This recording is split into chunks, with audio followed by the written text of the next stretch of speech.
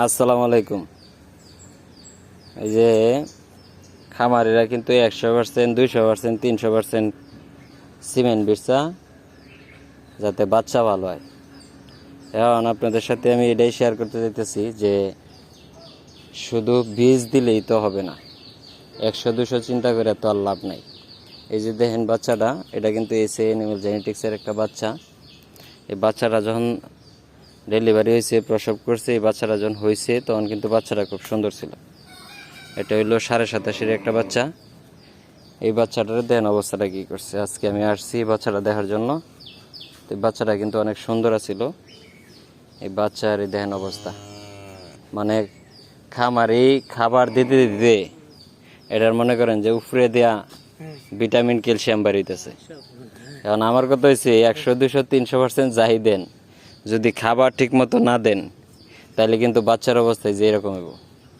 এই জন্য আপনাদেরকে আমি বলবো যে কোনো মানে সিমেন্ট যেটাই দিলেন, ওই সিমেন্ট দেওয়ার পরে যদি বাচ্চাটার পরিচর্যা না করতে পারেন তাহলে কিন্তু আপনার আশানুরূপ যে বাচ্চা হওয়ার কথা বা গরু বড় হওয়ার কথা সেরকম কিন্তু হবে না।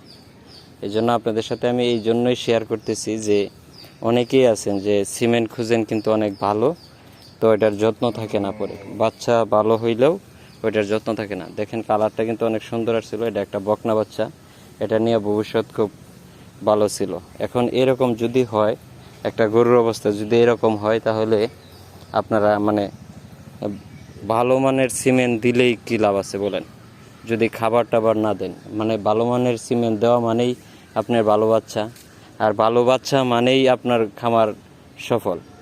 এখন যদি আপনি খাবার দাবার ঠিক মতো না দেন তাহলে কিন্তু এই যে অবস্থাটা, এই অবস্থা কিন্তু হবে। এই জন্য আপনাদেরকে আমি অনুরোধ করব, অবশ্যই গরু লালন পালন করার সময় ওই একে কৃমিনাশক ঠিক মতো দিবেন, খাবারের রুটিনটা ঠিক মতো করবেন, তাহলে আপনার গরুটি অবশ্য ভালো হবে। এই যে বকনা বাচ্চাটা, এই বাচ্চা থেকে কিন্তু আমরা ভালো একটা ফিডব্যাক বাচ্চা পাইতাম। এরপরে এখান থেকে তার কাছ থেকে কিন্তু আমরা ভালো দুধ পাইতাম। এখন সর্বোপরি কথা হইল যে এই বাচ্চাটি কিন্তু একেবারেই নষ্ট হয়ে গেছে। এটাকে আবার নিচ থেকে উঠাতে হবে, এটাকে কৃমিনাশক করতে হবে, লেবারটনিক দিতে হবে, জিঙ্ক দিতে হবে, কিছু কিছু ভিটামিন ক্যালসিয়াম এগুলো দিতেই হবে। না দিলে এই বাচ্চাটিকে ভালো করা সম্ভব না। এই জন্য আমি আজকে আসছি এই বাচ্চাটাকে প্রাথমিকভাবে এখন কৃমিনাশক দিব। আর হলো এটার কিন্তু চামড়ায় কিন্তু অনেক সমস্যা রয়েছে, পরজীবী রয়েছে। এই জন্য আমরা ইঞ্জেকশন করব এটাকে।